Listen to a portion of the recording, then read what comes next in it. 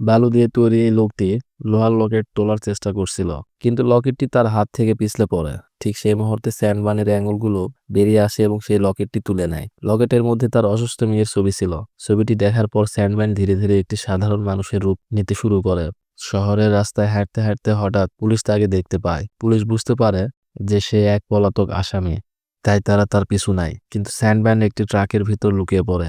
যখন তারা ট্রাকের কাপড় সরায় তখন দেখে ট্রাকটি শুধু বালিতে ভরা। পুলিশ নিশ্চিত হয় যে এই সেই ব্যক্তি এখানে লুকিয়ে আছে। পুলিশ তাকে ধরতে এগিয়ে যায়, কিন্তু স্যান্ডম্যান তাকে ধাক্কা মেরে ফেলে দেয় এবং বালির ঘূর্ণির মতো উড়ে গিয়ে টাকা ভর্তি একটি গাড়িতে আক্রমণ করে। তার অসুস্থ মেয়ের চিকিৎসার জন্য টাকার দরকার ছিল। ঠিক তখনই স্পাইডারম্যান এসে উপস্থিত হয়। এরপর তাদের মধ্যে এক ভয়ঙ্কর লড়াই শুরু হয়। স্পাইডারম্যান দ্রুত বুঝতে পারে যে স্যান্ডম্যানের দুর্বলতা হলো পানি, তাই সে দেরি না করে একটি বড় পানির পাইপ ভেঙে দেয় এবং সেখান থেকে পানি স্যান্ডম্যানের উপর ছেড়ে দেয়। এতে স্যান্ডম্যান কাদায় পরিণত হয় এবং নালার পানির স্রোতে চিরতরে ভেসে যায়।